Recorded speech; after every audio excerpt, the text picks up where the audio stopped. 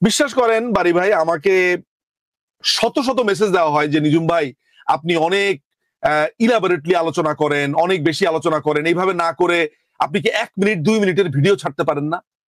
আমার উত্তর হচ্ছে না, আমি পারি না। এই যে আমার পেছনের বইগুলো দেখছেন, হ্যাঁ, এগুলো কিনতে, এগুলো জোগাড় করতে আমার রক্ত পানি হয়ে গেছে। আমার রক্তের পানি করা টাকা দিয়ে এগুলো কিনেছি আমি।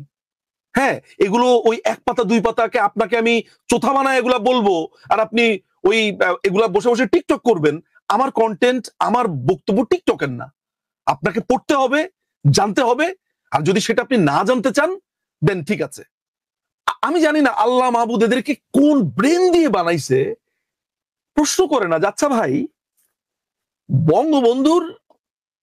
বঙ্গবন্ধুকে গ্রেফতার করে নিয়ে গিয়ে মোগলাই পরোটা খাওয়াবে কেন? একদম নর্মাল একটা কোশ্চেন করলেই হয়ে যায়। তার মানে হচ্ছে যে আমাদের তরুণদের অ্যানালিটিক্যাল পাওয়ার এত কমে গেছে, এরা বসে বসে বসে বসে লুডো খেলে। বিশ্বাস করেন, লুডো খেলে।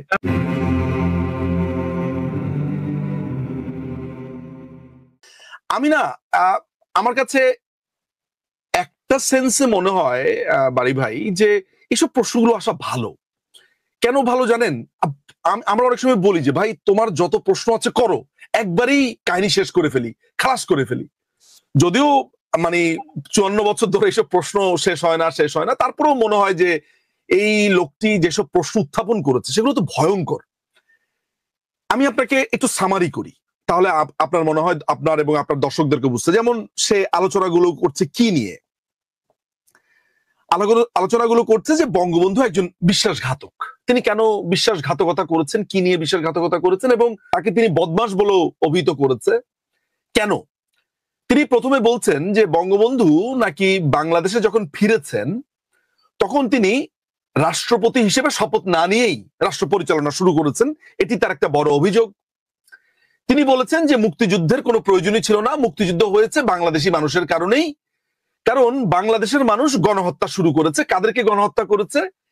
বিহারি যেই জনগোষ্ঠী বাংলাদেশে ছিল, অবাঙালি, তাদেরকে গণহত্যার মধ্য দিয়েই এটা করেছে। ফলে সেনাবাহিনী অত্যন্ত রেগে যাওয়ার কারণে তারা বাঙালিদের উপরে প্রতিশোধ নিতে 25শে মার্চের গণহত্যা চালিয়েছে। তো ইয়াহিয়া যেটা করেছে, ওই সময় সে ইলেকশনটা দিয়েছে আপনার লিগ্যাল ফ্রেমওয়ার্ক, এলএফও এটাকে বলে, মানে অর্থাৎ সে কিছু পয়েন্ট দিয়েছে। এই পয়েন্টের বাইরে কোন রাজনৈতিক দল তার রাজনৈতিক ম্যানিফেস্টো দিতে পারবে না। যেমন কোরআন হাদিস বিরোধী আইন বা এই টাইপের অনেকগুলো ঘটনা সন্নিবেশিত করেছে। ও বলছে যে মুক্তিযুদ্ধের পরে বাংলাদেশিরা ফ্রেমওয়ার্কটা মানেনি, এর কারণে বাংলাদেশিরা বেইমানি করেছে। অর্থাৎ পাকিস্তানের চাপিয়ে দেওয়া 1970 সালের যেই এলএফও, সেইটা বাংলাদেশিরা স্বাধীনতার পরে যেহেতু মানেনি, তাই এইটা আপনার বেইমানি। সে বলছে যে আপনার যে গণপরিষদ যে গঠন হয়েছে, এই যে সংবিধান যে গঠন করা হয়েছে, সেটি অবৈধ, সেটা নাকি কোনো ইলেকশন হয়নি। আবার অন্যদিকে সে স্বাধীনতার ঘোষণাপত্র নিয়ে কোনো কথা বলছে না, ওইটা সে আবার মানছে। সে বলছে যে 25শে মার্চে যে হত্যাকাণ্ডটা হয়েছে, এইটা হয়েছে। আরেকটা কথা বলেছে যে আমাদের সংবিধান ভারত লিখে দিয়েছে। ভারত কিভাবে লিখে দিয়েছে? দিল্লি থেকে এটা লিখে দেওয়া হয়েছে। কিভাবে? মানে সঞ্চালক প্রশ্ন করেছিলেন, ওকে বলে দিলেই হতো যে ভারতে ধর্ম নিরপেক্ষতার যেই নীতিটা, এটা এসেছে 1976 সালে, বাংলাদেশে এসেছে 1972 সালে। তো ভারত যে জিনিসটা নিজের সংবিধানেই লিখে নাই, সেই সংবিধানের সেই জিনিসটা চলে এলো বাংলাদেশে আগে। তারপরে সে বলেছে যে সমাজতন্ত্র কোনোদিনই আমাদের ইতে ছিল না, আমরা কখনো সমাজতন্ত্র নিয়ে আলোচনাই করিনি, এটা হঠাৎ করে সমাজতন্ত্র চাপিয়ে দিয়েছে ভারতের কারণে। আপনি শুনলে অবাক হবেন, আমার কাছে এই মুহূর্তে বাড়ি ভাই আইদার 4 কিংবা 5 তারিখ 1971 সাল, যেখানে ভাষণে বঙ্গবন্ধু বলছেন যে বাংলাদেশে সমাজতান্ত্রিক অর্থনৈতিক ব্যবস্থা চালু হবে। বুঝেন, কিন্তু মুক্তিযুদ্ধের আগের ঘটনা। বঙ্গবন্ধু 1970 সালের যে ইলেকশনের ভাষণ, সেখানে তিনি পরিষ্কার করে বলেছেন ধর্ম নিয়ে আর বাড়াবাড়ি করতে দেওয়া যাবে না, ধর্ম নিয়ে আর ব্যবসা করতে দেওয়া যাবে না।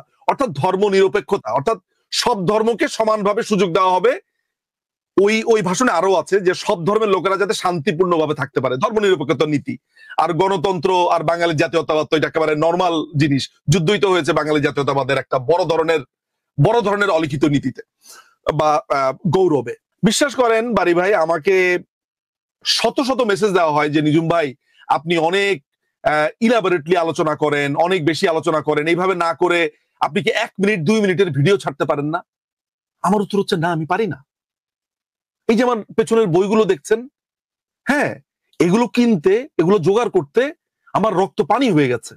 আমার রক্তের পানি করা টাকা দিয়ে এগুলো কিনেছি আমি। হ্যাঁ, এগুলো ওই 1 পাতা 2 পাতাকে আপনাকে আমি চোথা বানায় এগুলা বলবো, আর আপনি ওই এগুলা বসে বসে টিকটক করবেন। আমার কন্টেন্ট, আমার বক্তব্য টিকটকের না।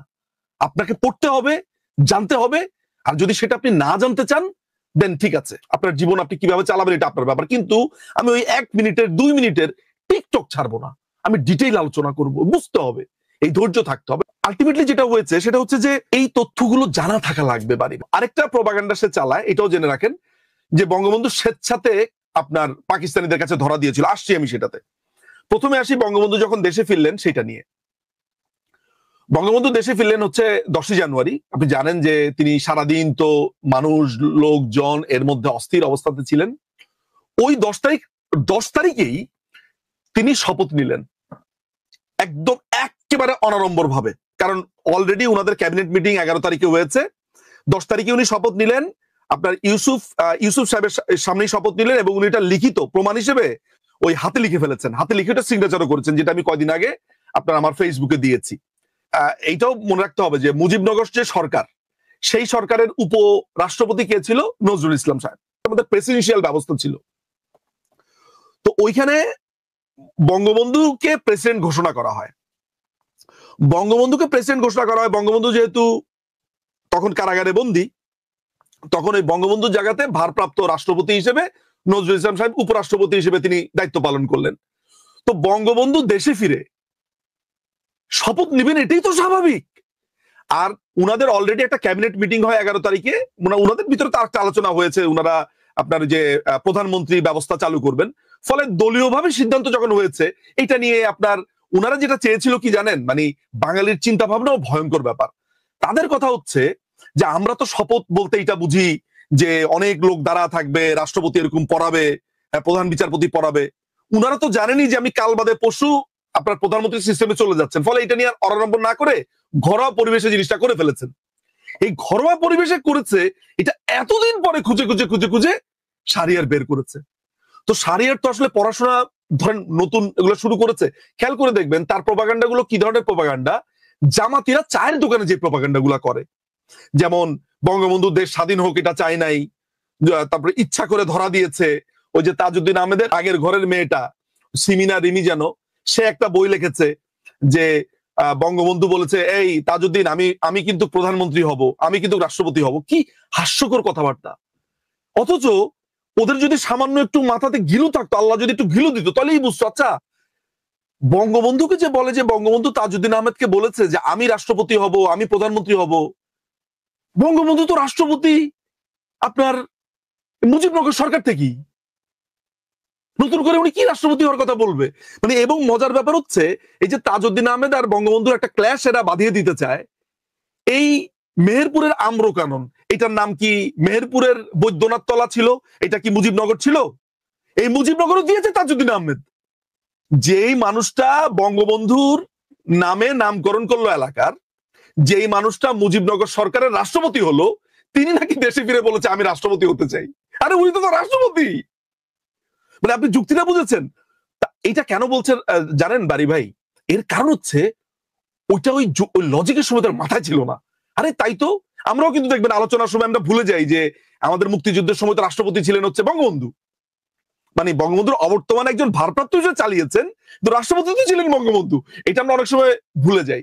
অনেকে আবার এটাও ভুলে যায় যখন স্বাধীনতার ঘোষক নিয়ে আলোচনা করে, যে স্বাধীনতার ঘোষকের কথা তো স্বাধীনতার ঘোষণাপত্রেই লেখা আছে যে 26 তারিখে ঘোষণা দিয়েছে। আমি আপনাকে একটা ইন্টারেস্টিং তথ্য দেখাই, দাঁড়ান, আমি আপনাকে এইটা না নিয়ে আসলে হবে না, আমি আপনাকে এই জিনিসটা আনি। নিজুম মজুমদার একজন গবেষক, প্রচুর পড়াশোনা করেন, এর জন্য জবাব দিতে পারেন সরাসরি। আমি এক জায়গা থেকে এক জায়গায় এমন ফ্লাকচুয়েট করি, অনেক সময় টপিকের মধ্যে থাকতে পারি না। এই বইটা হচ্ছে আপনার উইটনেস টু সারেন্ডার, এটা হচ্ছে সিদ্দিক সালিকের বই। কেমন, এটার আবার ফার্স্ট এডিশনটা আমার কাছে আছে, বাট এটা একদম লেটেস্ট ভাবে ছাপিয়েছে। এটা আমি এনেছি এবার চেন্নাই থেকে। সো এই বইটা, এই সিদ্দিক সালিক হচ্ছে টিক্কা খানের মুখপাত্র ছিল এই লোক। ইনি বলছেন যে বঙ্গবন্ধু স্বাধীনতার ঘোষণা দেওয়ার পরে তাদের মাথাটা খারাপ হয়ে যায় এবং বঙ্গবন্ধু স্বাধীনতার ঘোষণা দেন। তিনি আবার রেফার করেছেন ডেভিড লোসাকের একটা বইয়ের কথা, যে ডেভিড লোসাক ওই সময় ব্রিটেনের সাংবাদিক, বাংলাদেশে অবস্থিত। এই হচ্ছে ডেভিড লোসাকের সেই বিখ্যাত বইটা। এই বইটা কিন্তু খুবই রেয়ার বই, খুবই রেয়ার বই, মানে এই বইটা পাওয়া যায় না। আমি বইটা পেয়েছি, জোগাড় করেছি, এটা একদম খুবই একটা ভালো কন্ডিশনে আমি বইটা পাই, আমার ভাগ্য খুব ভালো। এই বইয়ের ভিতরেই লেখা আছে, উনি বলতেছে যে উনি যখন বাংলাদেশে ঢাকাতে, তখনই স্বাধীনতার ঘোষণা ওনারা ওই ওয়ারলেসের মাধ্যমে এগুলা জানতে পারে, সমান এগুলা বলা হচ্ছিল। বঙ্গবন্ধু কি আসলে দেশে ফেরার পর রাষ্ট্রপতি হিসেবে শপথ নিয়েছিলেন? প্রমাণ কই? প্রমাণ হচ্ছে ওনার হাতে লেখা, দস্তখত দিয়ে দেওয়া এবং সাক্ষী, অর্থাৎ যিনি যার সামনে শপথ পাঠ করেছিলেন, সেই শপথ পাঠ যার সামনে করা হয়েছিল ইউসুফ, উনি সামনে ছিলেন আর কি। ওই নামটা একটু ভালো করে দেখতে হবে, আমার এই জায়গাতে নামটা ভুল হতে পারে। আমাদের সংবিধান, আমাদের ওই যে স্বাধীনতার ঘোষণাপত্র, সেই অনুযায়ী কিন্তু তারা শপথ নিয়েছে। দেখবেন যে মুজিবনগরে তারা শপথ নিয়েছে। বঙ্গবন্ধু আসার পরে ঘরোয়া পরিবেশে ওই যে হাতে লেখা লিখিত আর ওই উনার সামনে শপথ পাঠ করে সেটা সিগনেচার করে দিয়ে দিয়েছে। এর পরের দিন করলেন কি, ক্যাবিনেট মিটিং এ উনি আপনার প্রধানমন্ত্রী শাসিত সরকার করলেন। প্রধানমন্ত্রী শাসিত সরকার হওয়ার পরে এর মধ্যে যেটা করলেন, ওই যে সায়েমকে, এস এম সায়েমকে প্রধান বিচারপতি হিসেবে করলেন। তারপরে রাষ্ট্রপতি হিসেবে আবু সাইদ চৌধুরী নিয়োগ পেল। তারপরে এইটা নিয়োগ পাওয়ার পর আপনার তাজউদ্দিন আহমেদ সাহেব পদত্যাগ করলেন। তাজউদ্দিন আহমেদ সাহেব পদত্যাগ করার পরই বঙ্গবন্ধু প্রধানমন্ত্রী হলেন। প্রধানমন্ত্রী হওয়ার পর শপথ পাঠ করালেন হচ্ছে আবু সাইদ চৌধুরী। সিম্পল, সেটা তো ভিডিও আছে, আপনারা জানেন। বিহারি গণহত্যা 5 তারিখে, মানে 3 তারিখে বিহারিরা বাঙালির উপরে গণহত্যা শুরু করে। 3 তারিখে, মার্চের 3 তারিখ 1971 সাল। 6 তারিখের পত্রিকা ইত্তেফাকে এসে গিয়ে সেই মৃতের সংখ্যা দাঁড়ায় 138।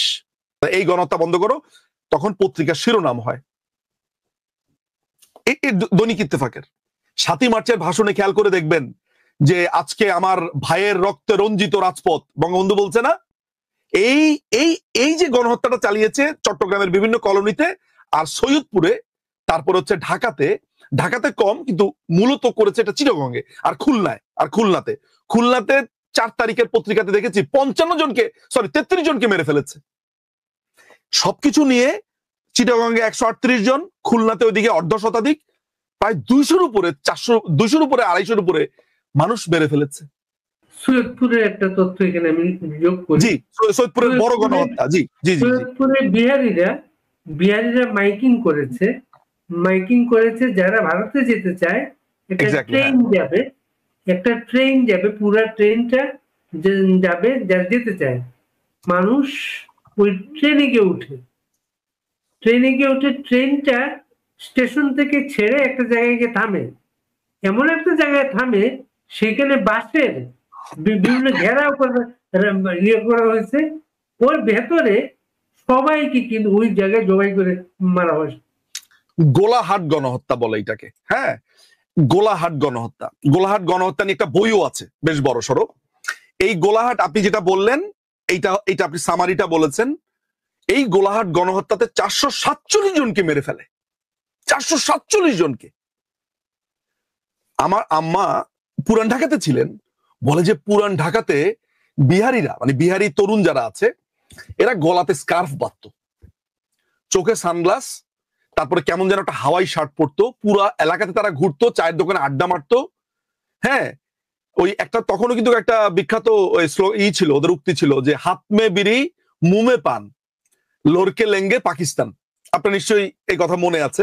চ্যানেল আইতে খবর পড়েন সাইদুর রহমান সাহেব। ওই সাইদুর রহমান সাহেব তার 5 ভাই বোন, বাবা মা ভাই বোনদেরকে কেমনে হত্যা করেছে সেটার একটা হৃদয় বিদারক বর্ণনা আছে। ওই চ্যানেল আই সেরা কণ্ঠ প্রতিযোগিতাতে উনি একবার এটা বলেছিলেন, আমার কাছে ভিডিওটা আছে। এরপরে কবি মেহেরুন্নেসা, ওই যেটাতে কাদের মোল্লার রায় হলো, কাদের মোল্লা তো এই বিহারীদের সাথে মিলে আপনার করেছে। মজার ব্যাপার হলো গোলাম আজম তখন ঢাকা 7 বা 8 থেকে ইলেকশন করেছে। এই গোলাম আজমকে পুরো নির্বাচনী প্রচারণা করেছে বিহারীরা। এই কাদের মোল্লার সাথে ছিল আক্তার গুন্ডা। 1972 সালে আক্তার গুন্ডা করাচিতে পালানোর সময় সে ধরা খায় এবং আক্তার গুন্ডার বিচার হয়। সে আক্তার গুন্ডার রায়টা আবার আমার কাছে এই মুহূর্তে আছে। আক্তার গুন্ডা কিভাবে মানুষকে খুন করতো সেটা একটা বর্ণনা এই মামলার রায়ের মধ্যে আছে। আমার কাছে মামলার রায়টা এই মুহূর্তেই আছে। এই যে এত এত ঘটনা আপনাকে বললাম, এগুলো হচ্ছে একটা বড় সমুদ্রের মধ্যে একটা ছোট্ট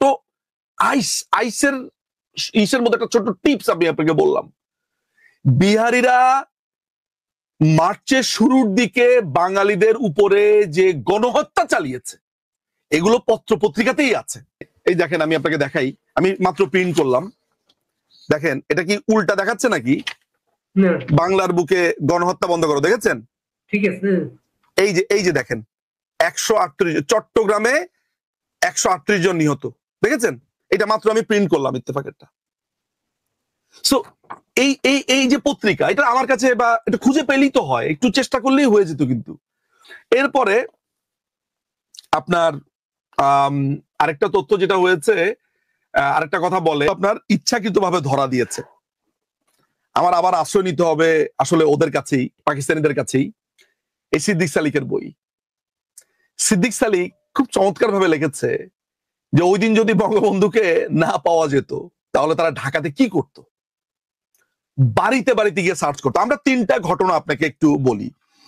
বঙ্গবন্ধু তো গেরিলা নেতা না, বঙ্গবন্ধু ইলেকশনে জেতা নির্বাচিত প্রধানমন্ত্রী, যাকে প্রধানমন্ত্রী তো গ্রহণ করতে বাধা দেওয়া হয়েছে। বঙ্গবন্ধু যদি ধরেন লুকিয়ে যেত, প্রোপাগান্ডা কি হতে পারতো বাড়ি ভাই? বঙ্গবন্ধু পলাইয়া গেছে, আচ্ছা, বা বঙ্গবন্ধু খাটের তলায় লুকাইছে, এটাই তো বলতো। আচ্ছা, বঙ্গবন্ধু যদি ভারতে চলে যেত তাহলে বলতো ওই যে আগরতলা ষড়যন্ত্রের কথা বলেছিলাম না, এই যে ভারতে গেছে, এই যে, মানে বঙ্গবন্ধুর যদি বঙ্গবন্ধু যেত। আচ্ছা, বঙ্গবন্ধুর জন্য অপশন ছিল এটা যে আমি বীরের বেশে আমি আমার ঘরে থাকবো, কারণ সারা পৃথিবী কিন্তু তখন তাকে দেখছে যে তাকে গ্রেফতার করা হচ্ছে। তার মানে কি, সারা পৃথিবীর তখন একটা বড় ধরনের সমর্থন বাংলাদেশ পাবে। খেয়াল করে দেখেন, 1975 সালের 15ই আগস্ট বঙ্গবন্ধুকে যখন তারা মারতে আসে, বঙ্গবন্ধু এই খবরটা পায় ওরা আসারও প্রায় 45 মিনিট আগে। কিভাবে আমি জানলাম? বঙ্গবন্ধু হত্যা মামলা নথিপত্র বিবেচনা করে, ওই সাক্ষীরাই বলেছে। বঙ্গবন্ধু তখনও কিন্তু ঘর থেকে যান নাই। তার মানে এই মানুষটার ধাতে পালানি সিস্টেমটা নাই। ধরেন আমি চলে যাব, পালা যাব না, উনি ফেস করতে চায় ঘটনাকে।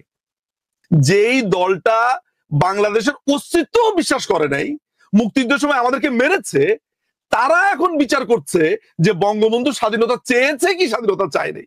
চিন্তা করে দেখেন।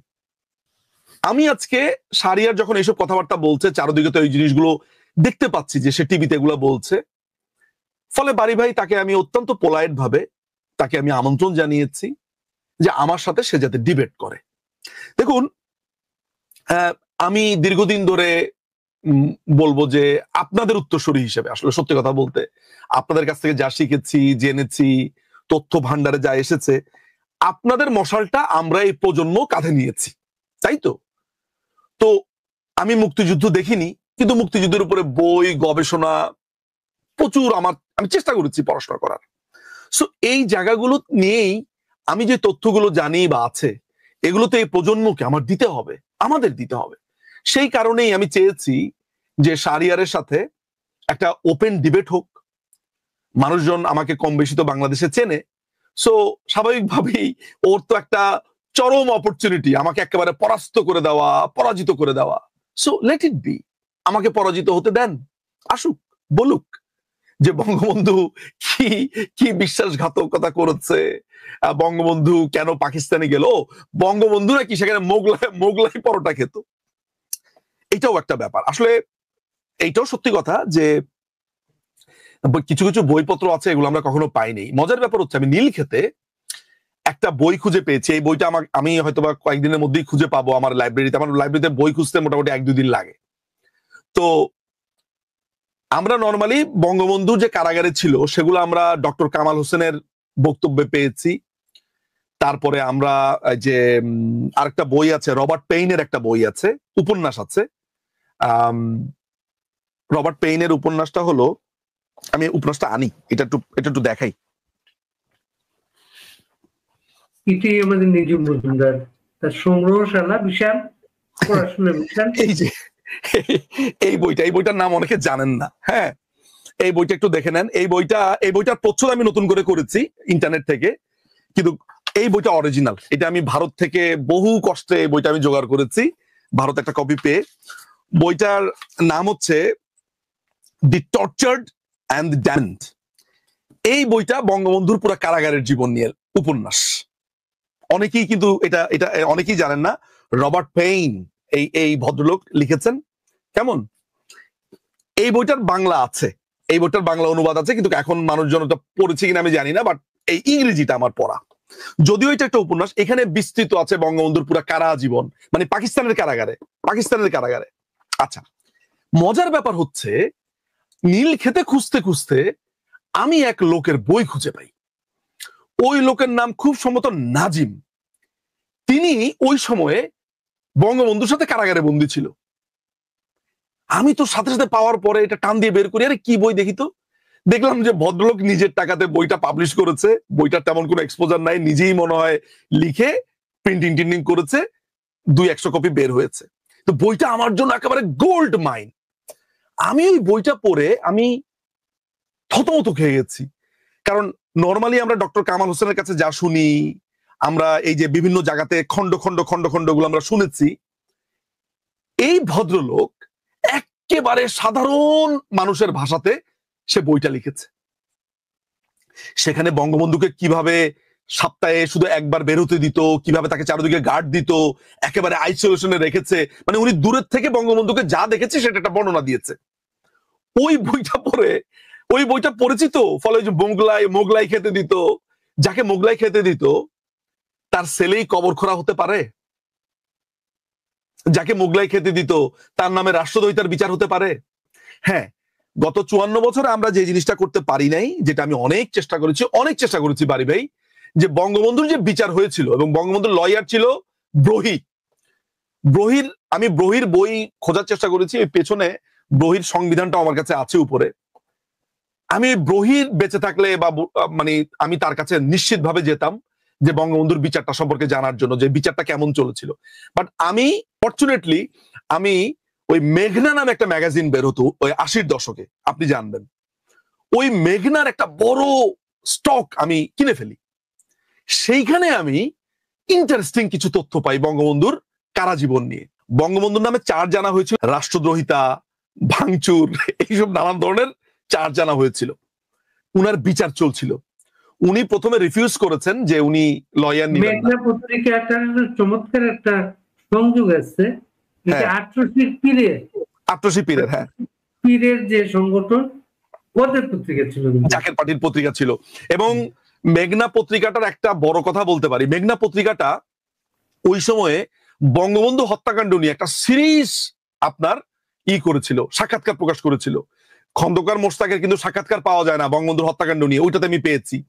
ওইখানে ফারুক, রশিদ, ডালিম, মানে একটা গোল্ড। মানে মজার ব্যাপার হচ্ছে, সুখের ব্যাপার হচ্ছে, আমার কাছে সবগুলো আছে, আমি ওগুলো জোগাড় করেছি। আমি গত 15 বছর শুধু ডকুমেন্টস কালেক্ট করেছি।